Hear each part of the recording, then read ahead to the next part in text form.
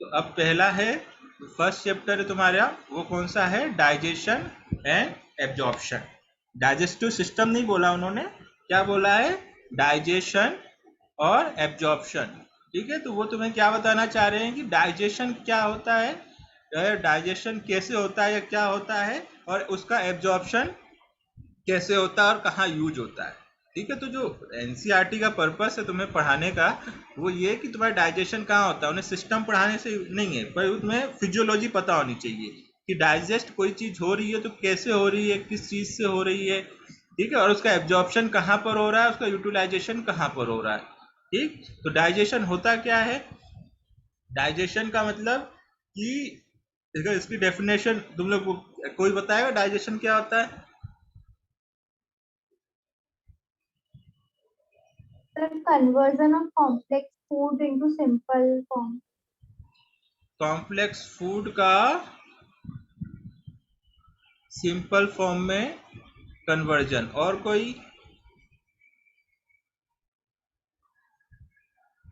इसको और अच्छे से बना सकता है कि यही फाइनल, सभी का यही आंसर है?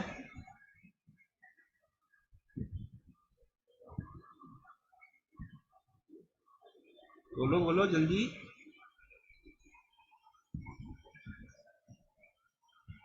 कॉम्प्लेक्स फूड सिंपल फूड में टूट गया, तो इसका मतलब डाइजेशन हो गया क्या? कॉम्प्लेक्स फूड सिंपल, यहाँ पे एक टर्म मिसिंग है, absorbable. Absorbable, absorbable simple absorbable food में, ऐसा फूड, सिंपल फूड में तो टूटे, पर ऐसा फूड होना चाहिए जो हमारी बॉडी में एब्जॉर्ब हो जाए। यहाँ पे एब्जॉर्प्शन है ना, तो वो सिंपल फूड में तो टूटा, प्रोटीन जो था वो पेप्टोन्स में टूट गया या प्रोटीन पेप्टाइड में टूट गया, पर ये पेप्टाइड हमारी बॉडी में एब्जॉर्ब नहीं हो सकता है। एब्जॉर्ब क्या होंगे? Amino acid. तो जब ये पेप्टाइड अमीनो एसिड में टूटेगा तो ये हमारी बॉडी में एब्जॉर्ब होगा। तो कॉम्प्लेक्स फूड का सिंपल एब्जॉर्बेबल फॉर्म में, फूड में क्या होना या फॉर्म में कन्वर्ट होना क्या कहलाता है? डाइजेशन कहलाता है। समझ गए? ये एब्जॉर्बेबल वर्ड भी इंपॉर्टेंट है, याद रखना, सिंपल एब्जॉर्बेबल फूड में कन्वर्ट होना। समझ गए? अब तुम्हें पढ़ना क्या है, पूरी एलिमेंट्री कैनाल में याद रखो सबसे जो पूरा एक टाइप से ट्यूब है तुम्हारे बॉडी में, ट्यूब डली हुई है, ये ऐसे एक ट्यूब है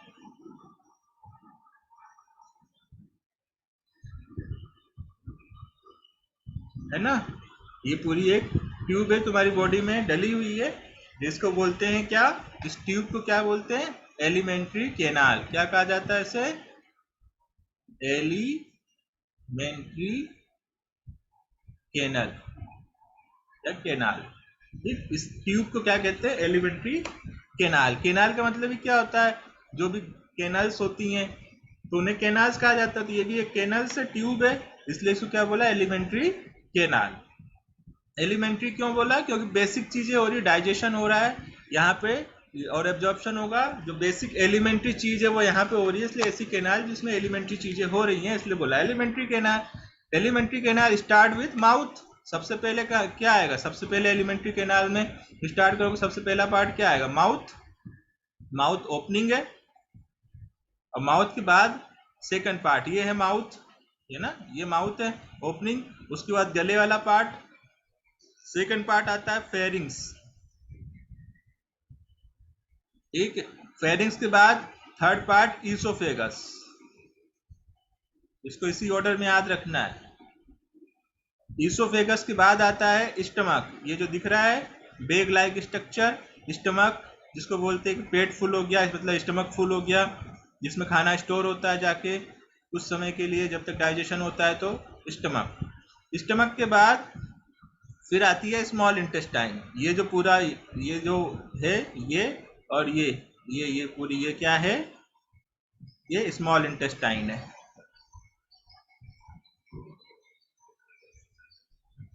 फिर जो ये ग्रीन कलर की दिख रही है, ये पूरी है लार्ज इंटेस्टाइन।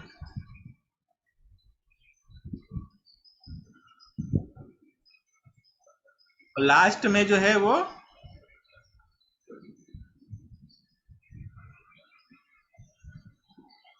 लास्ट में पूरा हो गया। यहाँ पे फिर से लिख देते हैं।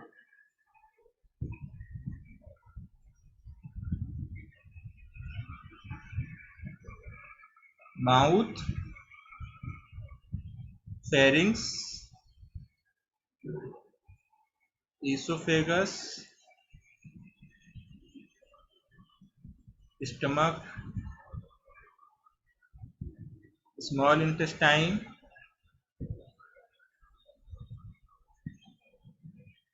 लार्ज इंटेस्टाइन,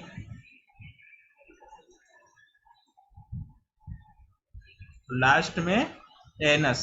एनस ओपनिंग है ना, ठीक। तो ये तुम्हारी क्या है, एलिमेंट्री केनाल है।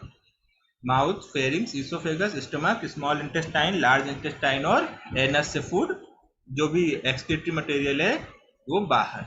अब यहाँ पे small intestine is further divided into 3 parts, duodenum, जेजनम,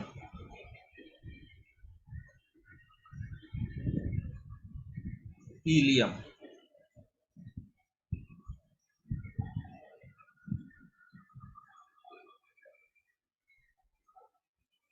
Large intestine is further divided into 3 parts, cecum,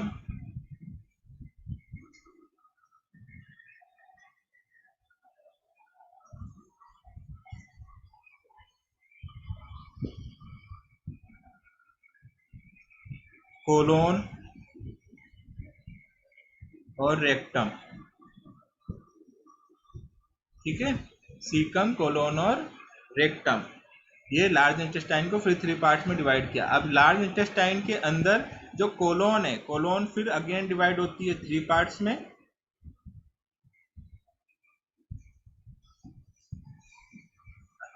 ascending colon, ascending colon, transverse colon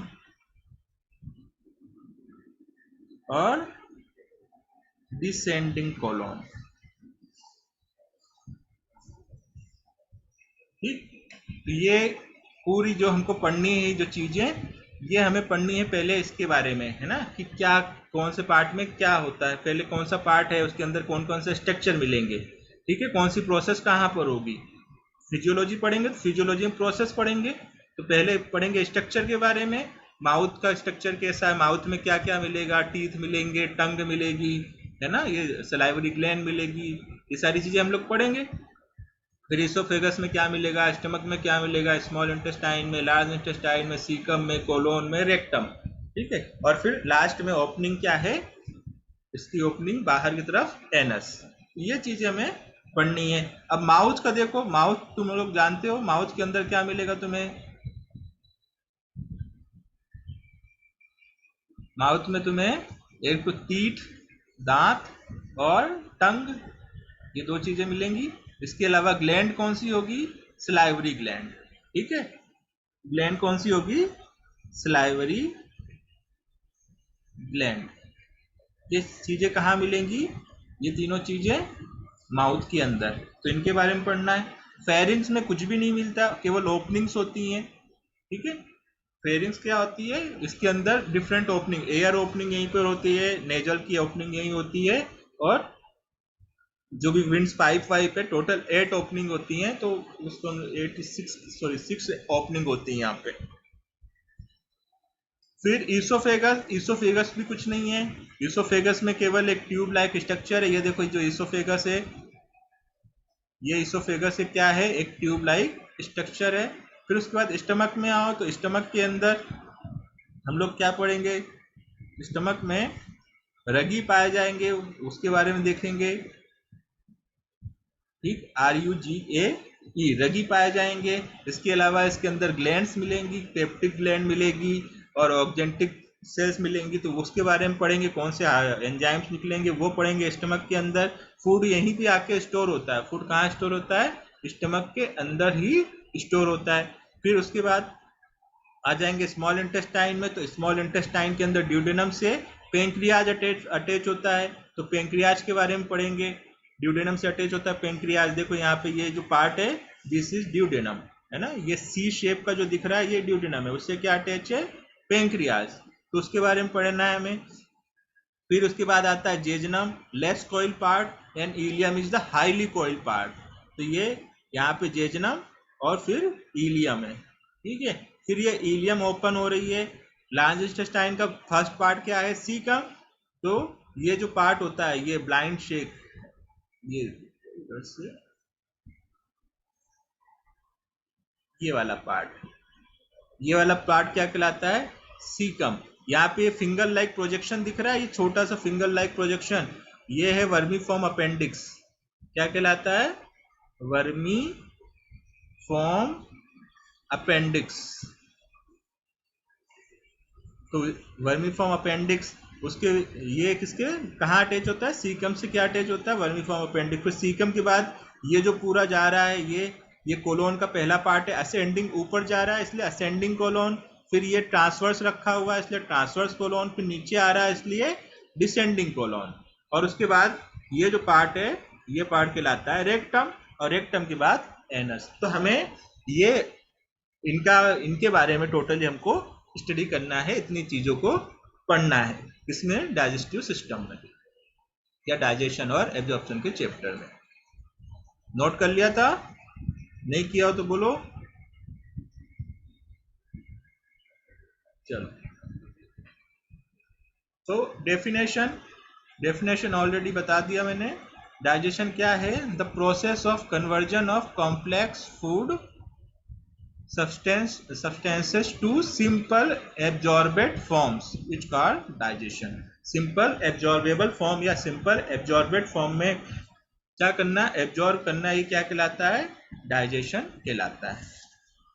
ये जो प्रोसेस होती है वो किसके द्वारा की जाती है, डाइजेस्टिव सिस्टम के द्वारा की जाती है। दो मेथड होती है, मैकेनिकल मेथड और बायोकेमिकल मेथड। ये भी इंपॉर्टेंट है, ये भी याद रखना है कि डाइजेशन दो मेथड द्वारा होता है, मैकेनिकल प्रोसेस से भी और बायोकेमिकल प्रोसेस से। बायोकेमिकल में क्या क्या एंजाइम्स आ जाएंगे, जो एंजाइम्स हमने लास्ट चैप्टर में पढ़े हैं, है ना, हाइड्रोलाइजेस एंजाइम्स की रिएक्शन सारी आएंगी, जो वहां पढ़ाई थी वैसी की वैसी रिएक्शन आएंगी। बस यहाँ पे तुम्हें एंजाइम के नाम याद रखने, रिएक्शन जैसे तुमने पिछली बार पढ़ी थी ना लास्ट चैप्टर में, सेम वैसी ही रिएक्शंस है, ठीक है। तो मैकेनिकल और बायोकेमिकल मेथड से होती है।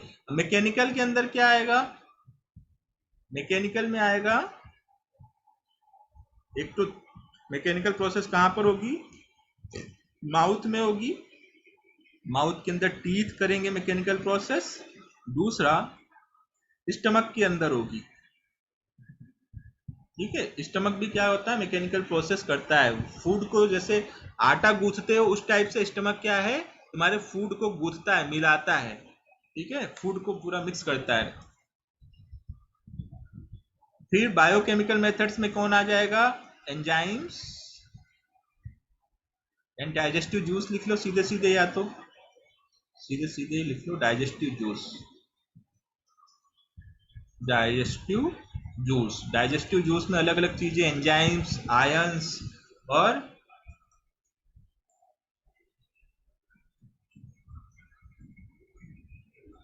एंजाइम्स, आयंस और HCl,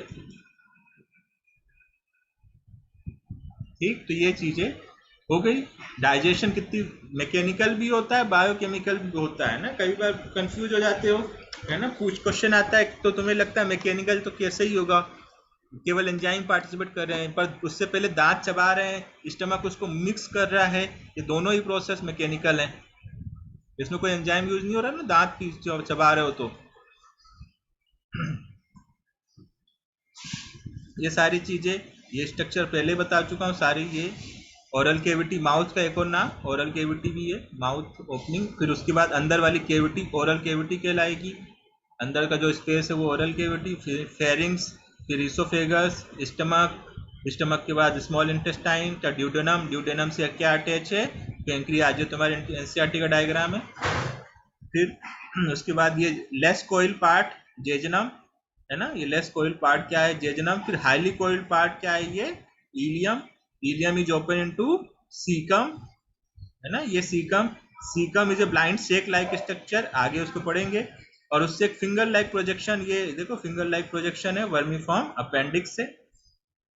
फिर ये जो है फिर सीकम के बाद कोलोन का कोलोन आती है, तो ये ऊपर जा रही है इसलिए असेंडिंग कोलोन। फिर ये ट्रांसवर्स रखी हुई है इसलिए ट्रांसवर्स कोलोन, और फिर ये नीचे आ रही है इसलिए इसको बोलते हैं डिसेंडिंग कोलोन। ये ओपन होती है रेक्टम में, और रेक्टम ओपन होता है एनस के थ्रू बाहर। रेक्टम में एक्सक्रीटरी मटेरियल कुछ समय के लिए टेम्पररी स्टोरेज होता है।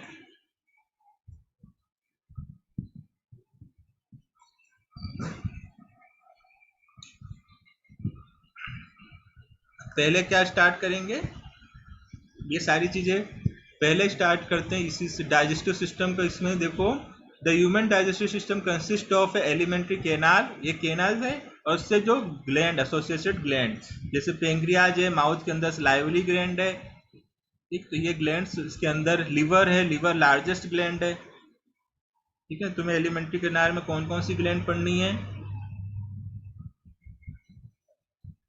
सलाइवरी ग्लैंड,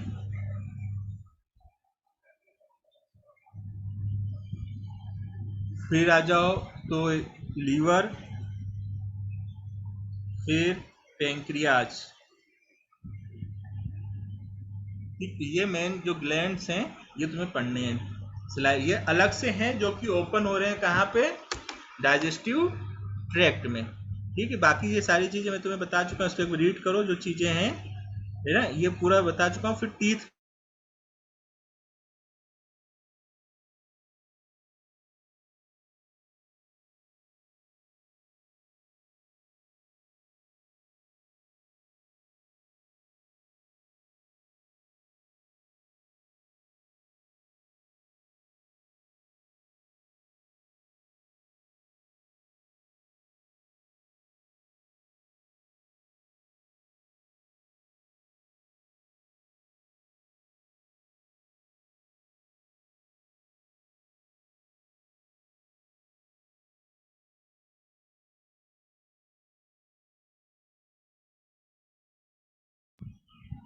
एलिमेंट्री कैनाल के बारे में सब ये बता दिया है। जो माउथ है, ओपनिंग ओपनिंग क्या एलिमेंट्री कैनाल की, माउथ है, और वो कहाँ ओपन होता है, बक्कल केविटी, या उसी को ओरल केविटी भी कहते हैं।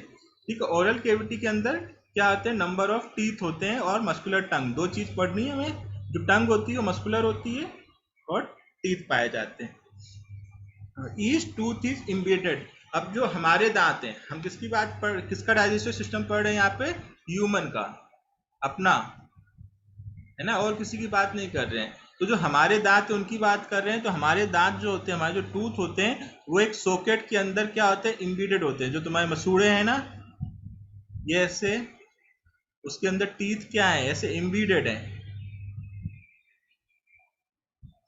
ऐसे नीचे की तरफ धसे हुए हैं, इम्बेडेड। तो जो इम्बेडेड टूथ होते हैं उन्हें कहते हैं थीकोडोंट। थीकोडोंट, ठीक है, क्या कहते हैं, थीकोडोंट। तो each tooth is embedded in the socket of jaw bone। jaw bone जो है नीचे वाली मैंडिबल, मैंडिबल के अंदर क्या है, ये अटैच है, embedded है। This type of attachment is called thecodont. क्या कहते हैं इसको, थीको। थीको मतलब embedded, थीको का मतलब embedded, धसा हुआ। ठीक है, डोंट मतलब, डोंट वर्ड जो आता है उसका मतलब टीथ।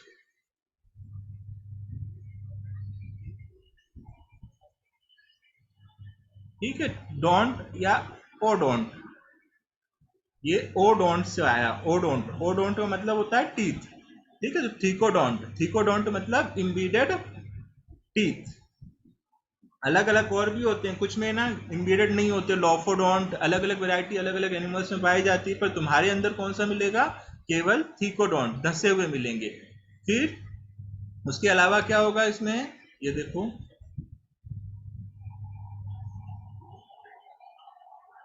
ये देखो, ये तुम्हारी एनसीईआरटी का डायग्राम है। अब ये देखो, ये सॉकेट्स हैं, दिख रहे हैं ये सॉकेट्स, इसके अंदर ये रूट्स हैं, है ना, ये रूट्स हैं, ये इसके साथ क्या हो जाता है, धस जाते हैं, अंदर चले जाते हैं। लगभग 2/3 पार्ट जो होता है वो धसा होता है, ऊपर जो दिखता है वो तुम्हें वो 1/3 पार्ट ही होता है, और वो क्या कहलाता है? क्राउन। क्या कहते हैं उसे? क्राउन कहा जाता है ना। क्राउन किसका बना होता है? जो ऊपर दिखता है वो क्या कहलाता है? क्राउन। क्राउन मतलब ताज होता है, तो उसी जैसा दिखता है। तो किसका बना होता है? इनेमल का। किसका बना होता है? ये इनेमल्स का। और ये नीचे जो होता है इसको बोलते हैं रूट्स। ये क्या है? रूट्स। इसकी रूट्स हैं। ठीक। तो ये अरेंजमेंट है। अब टोटल 4 टाइप के तुम्हें टीथ दिख रहे हैं यहाँ पे। कितने टाइप के टीथ के? 1, 2, 3 एंड 4। टोटल 4 टाइप के टीथ होते हैं। जो सबसे पहले है इंसीजर्स। फर्स्ट क्या है? इंसीजर्स। इंसीजर्स का मतलब क्या होता है? सीजर का मतलब क्या होता है? कैंची होता है ना। कैंची क्या काम करती है? काटने का काम करती है। तो इंसीजर्स जो होते हैं, सीजर कैंची कैंची काटने का काम करती है, और इंसीजर जो होते हैं वो कुतरने का काम करते हैं। कुतरते हैं ना कोई चीज, कुतरना समझते हो? कुतरना। तो जो इंसाइजर्स होते हैं वो बाइटिंग का काम करेंगे, बाइट करने का, कुतरने का काम करेंगे। कौन से? इंसीजर्स। ये जो खरगोश होते हैं उसके आगे के जो दांत क्या होते हैं? बड़े बड़े होते हैं ना, आगे के 2 टीथ। खरगोश वगैरह कभी देखे हो तो उसके आगे के 2 टीथ कैसे होते हैं? ऐसे आगे निकले हुए होते हैं। तो इससे क्या करता है? गाजर खाता रहता है, वो कुतरता रहता है, देखा हो तो ये इंसीजर्स जो है बाइटिंग का, कुतरने का काम करेंगे, है ना। फिर उसके बाद इंसीजर्स के बाद कौन आता है? केनाइन। अब नाम केनाइन है। ठीक है। केनाइन कार्निवोरस से आया है, मतलब ये जो मांस को होता है उसको चीरने फाड़ने का काम करता है। ठीक है। किसको? जो होता है ना, मांस वास होती है ना, किसी चीज को भी आप क्या करना है कि चीरना फाड़ना, उसको बुरी तरह से डैमेज करना हो तो क्या कौन सा टीथ काम आएगा? कैनाइन। जितने भी कार्निवोरस हैं, जैसे डॉग हो गए, एलिफेंट हो गए, डॉग हो गए, टाइगर्स हो गए, इनके जो साइड के टीथ तुमने देखे होंगे, जो साइड से बाहर निकले होते हैं, साइड से ऐसे टीथ बाहर निकले होते हैं, ये इस टाइप से, है ना, तीखे वाले।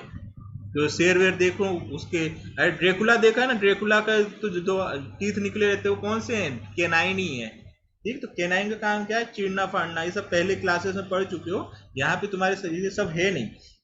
मैं एक बार रिवाइज करवा रहा हूँ मैं, देखते चलो। ठीक। फिर प्री मोलर और मोलर्स। प्री मोलर और मोलर क्या करते हैं? दोनों ही चबाने का काम करते हैं, च्यूइंग का काम करते हैं।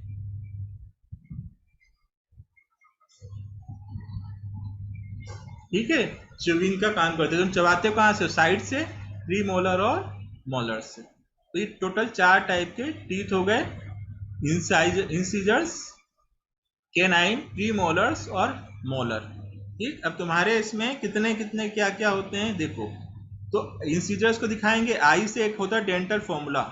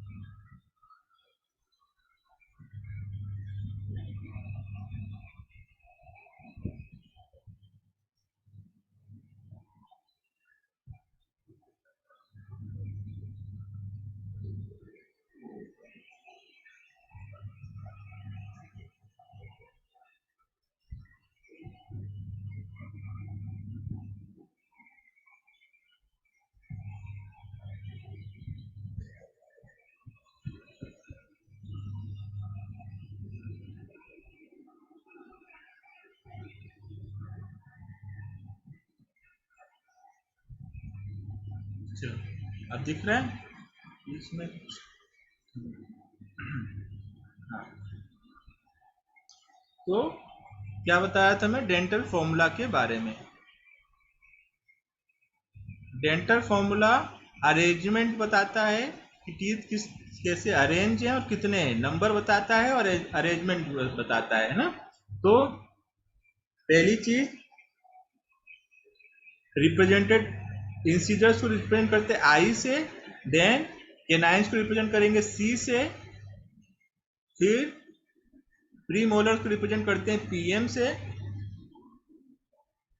और मोलर को रिप्रेजेंट करते हैं एम से।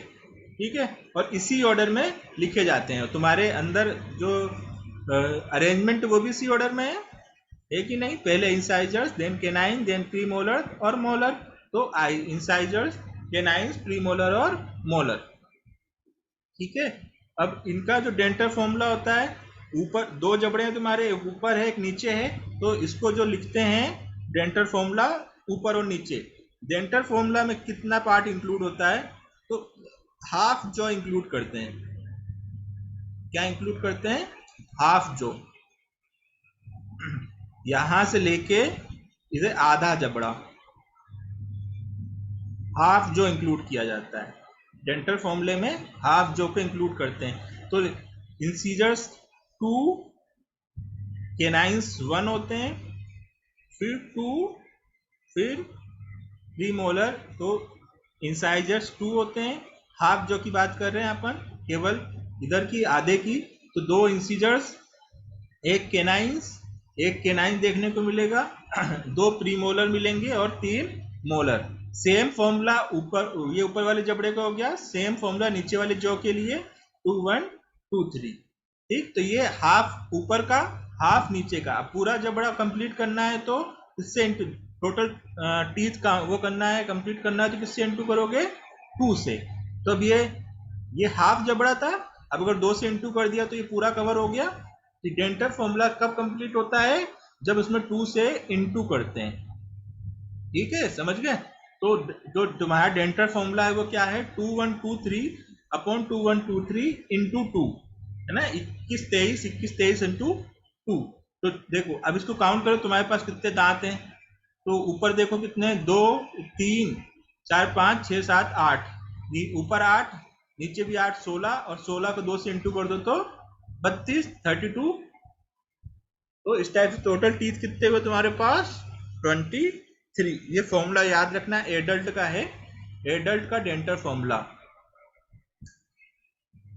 एडल्ट का डेंटल फॉर्मूला है ये। ठीक है, तो ये पूछा जाता है डेंटल फॉर्मूला। और डेंटल फॉर्मूला में देखो तुम्हें 2 ऑप्शन मिलेंगे, एक ऑप्शन मिलेगा 2 1 2 3 अपॉन 2 1 2 3, और एक ऑप्शन मिलेगा 2 1 2 3 अपॉन 2 1 2 3 इंटू 2। तो आंसर क्या जाएगा? 2 1 2 3 इंटू 2 1 2 1 2 3 इंटू 2। ठीक है, कई बार क्या होता है, ये 2 बहुत से ऑप्शन में ये 2 नहीं लिखते हैं। मतलब अगर मान लो कि ये ऑप्शन ही नहीं है, ये वाला ऑप्शन है ही नहीं, तब तो करेक्ट आंसर क्या लगाओगे? यही लगाओगे। बट अगर ये ऑप्शन में है तो ये आप ऑप्शन आंसर क्या जाएगा? 2 1 2 3 अपन 2 1 2 3 इंटू 2, आंसर ये जाएगा। ठीक है, क्योंकि ये करेक्ट कंप्लीट डेंटल फॉर्मूला है तुम्हारा।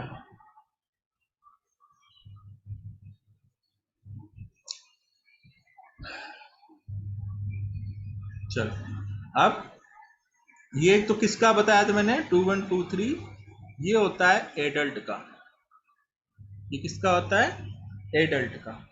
ठीक है, जो बच्चे होते हैं उनका, उनमें एक तो केनाइन एब्सेंट होता है, जो बच्चे होते हैं उसमें क्या एब्सेंट होता है?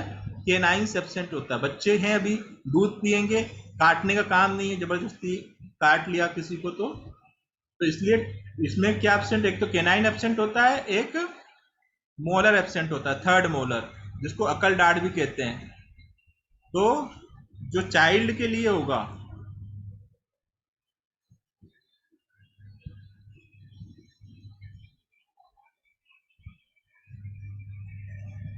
ये होगा चाइल्ड के लिए। उसमें क्या क्या एब्सेंट है चाइल्ड में? केनाइन एब्सेंट है और एक मोलर एब्सेंट है, थर्ड मोलर। दो, टोटल सर 3 मोलर। चाइल्ड का फॉर्मूला तो 2102 रहेगा ना? 2102। सर प्री मोलार्स एब्सेंट रहते ना बस। अच्छा, एक मिनट यहाँ पे मैंने गलती कर दी। सही बोल रही हो, सही बोल रही हो, 2102 होगा, 2102 अपॉन 2102। तो प्री मोलार एब्सेंट होंगे और थर्ड मोलर एब्सेंट होगा।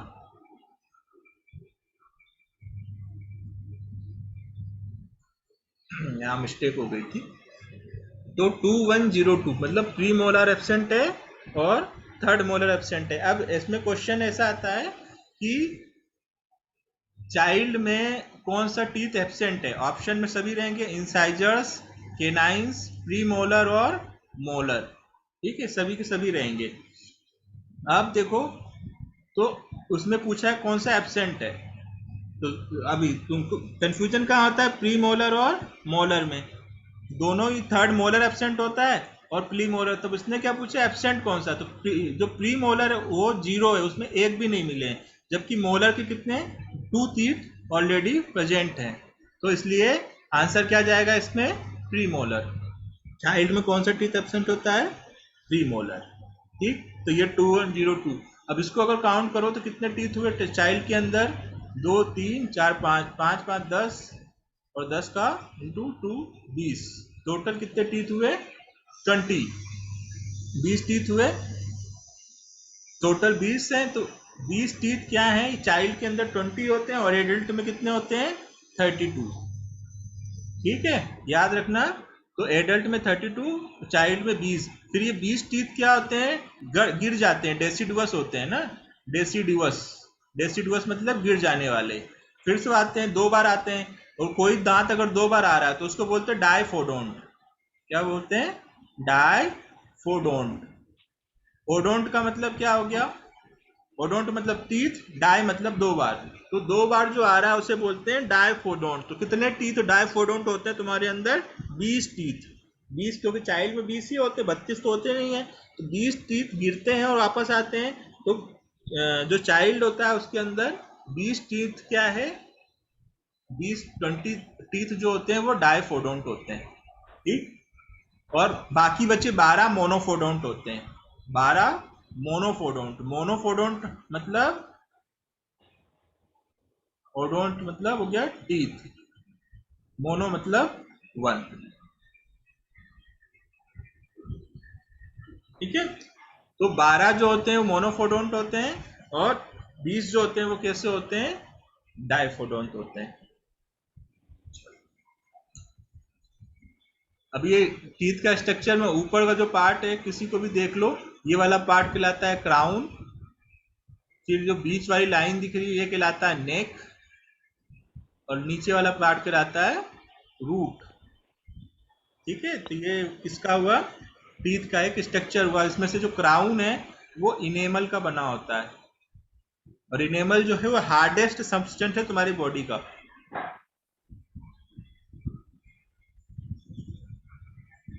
हार्डेस्ट सब्सटेंस किसका है, बॉडी का,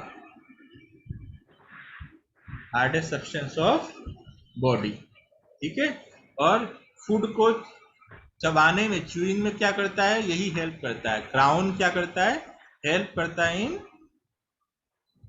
च्यूइंग। और च्यूइंग को क्या कहते हैं बायोलॉजी में, बायोलॉजिकल वर्ड क्या कहोगे, मेस्टिकेशन। मेस्टिकेशन, चबाने के लिए क्या टर्म यूज होता है, मेस्टिकेशन। चबाने की प्रोसेस मेस्टिकेशन कहलाती है। तो ये हमने किसके बारे में पढ़ लिया, टीथ के बारे में पढ़ लिया।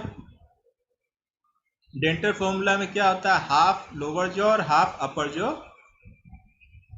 काउंट होता है।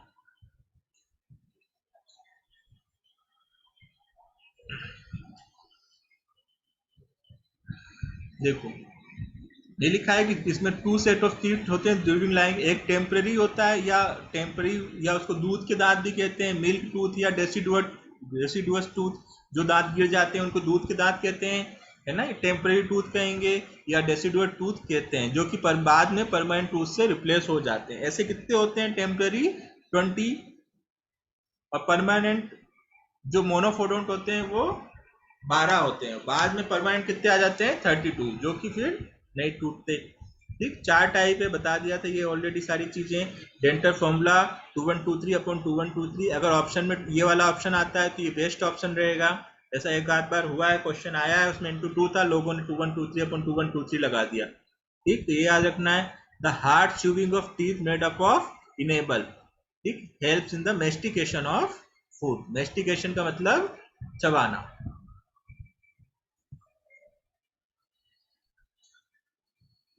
चलो फिर आ जाओ टंग के बारे में। तो टंग क्या है? फ्रीली मूवेबल मस्कुलर ऑर्गन है। ठीक, टंग टंग तुम्हारी बॉडी का एकमात्र ऐसी मसल है, ओनली मसल है जो कि केवल एक साइड से अटैच होती है। बाकी जितनी मसल्स होती हैं वो दोनों साइड से अटैच होती है, अटैचमेंट होता है। टंग का अटैचमेंट जो है केवल एक साइड से होता है ना, केवल एक तरफ से टंग क्या होती है? अटैच होती है। कहाँ अटैच होती है? नीचे अगर तुम